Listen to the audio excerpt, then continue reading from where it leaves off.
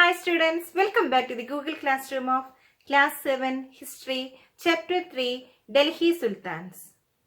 I hope all of you have studied the previous topics of this chapter very well and you all performed very well in your test paper.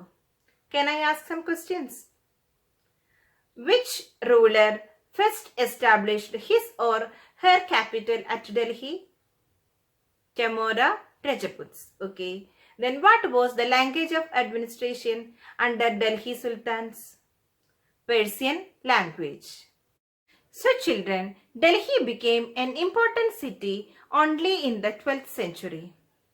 Today we would focus on an important topic from garrison town to an empire.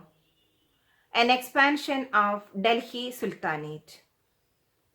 During the early 12th century, Delhi was basically a fortified town occupied by garrisons. What do you mean by garrisons? A fortified settlement by the soldiers. Let us watch the slides. In the early 13th century, the control of the Delhi Sultans rarely went beyond heavily fortified towns occupied by garrisons. The sultans seldom controlled the hinterlands of the cities and were therefore dependent upon trade, tribute, or plunder for supplies. So, children, what do you mean by hinterland? The lands adjacent to a city or port that supply it with goods and services. Study it from your textbook, page number 34.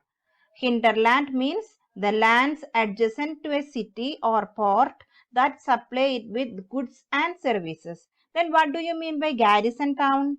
A fortified settlement with soldiers. That is known as garrison town. A fortified settlement with soldiers. So study these two definitions, hinterland and garrison town, from your textbook, page number 34. The first expansion occurred along the hinterland, which is internal frontier. Then the second expansion occurred along the external frontier. Military expeditions started during the reign of Alauddin Khilji and Muhammad Tughlaq.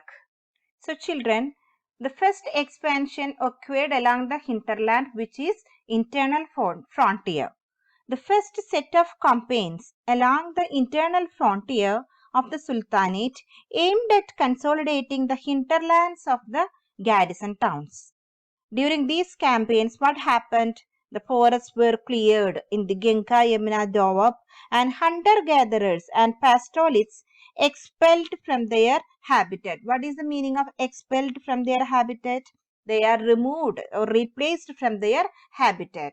These lands were given to peasants and agriculture was encouraged during this period. New fortresses and towns were established to protect trade routes and to promote regional trade. So in this first set of expansion, new fortresses and towns were established. For what purpose? To protect trade routes and to promote regional trade. Then the second expansion occurred along the external frontier of the Sultanate. Military expeditions into southern India started during the reign of Alauddin Khilji and culminated with Muhammad Tughlaq. In their campaigns, Sultanate's armies captured elephants, horses, and slaves and carried away precious metals. This map shows the expeditions or campaigns of Alauddin Khilji to South India. Children, what do you mean by a mosque? A mosque is called a masjid in Arabic, literally a place where a Muslim prostrates in reverence to Allah. In a congregational mosque, Masjid-i-Jami or Jama Masjid, Muslims read their prayers, that is known as namas, together. Members of the congregation choose the most respected learned male as their leader, imam, for their rituals of prayer. He also delivers the sermon, khutbah, during the Friday prayer. During prayer, Muslims stand facing Mecca. In India, this is to the west. This is called Qibla. This is Kuwait al-Islam Mosque and Minaret, built during the last decade of the 12th century. This was the congregational mosque of the first city built by the Delhi Sultans. So this was the first congregational mosque of the first city built by the Delhi Sultans, described in the chronicles as Delhi in Kunna, the old city. The mosque was enlarged by Iltutmish and Alauddin Khilji. The minar was built by two sultans, Qutbuddin Aibak and Iltutmish. Children, this is another mosque. Begumpuri Mosque, built in the reign of Muhammad Tughlaq, was the main mosque of Jahanapana, the sanctuary of the world, his new capital in Delhi. The Delhi Sultans built several mosques in cities all over the subcontinent. These demonstrated their claims to be protectors of Islam and Muslims. Mosques also helped to create the sense of community believers who shared a belief system and a code of conduct. It was necessary to reinforce the idea of a community because Muslims came from a variety of backgrounds.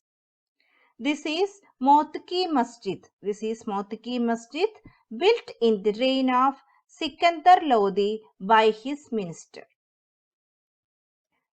This is the Mosque of Jamali Kamali, built in late 1520s. So children, listen here. In short, Kuwait al-Islam and Minaret Mosque, built during the last decade of the 12th century, was the congregational mosque built by Delhi Sultans in Delhi in Kanna.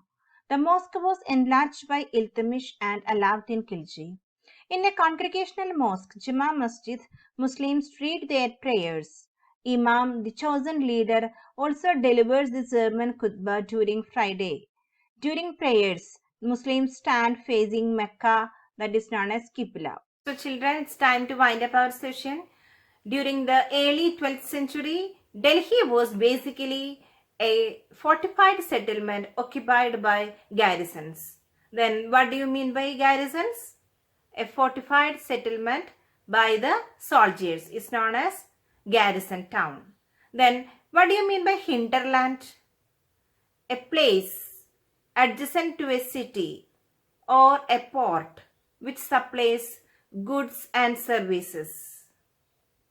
So children, please note that the corresponding URL, notes of the lesson and test paper are also attached along with this video. Make use of all these available resources, study well and attend the test paper without fail. Thank you.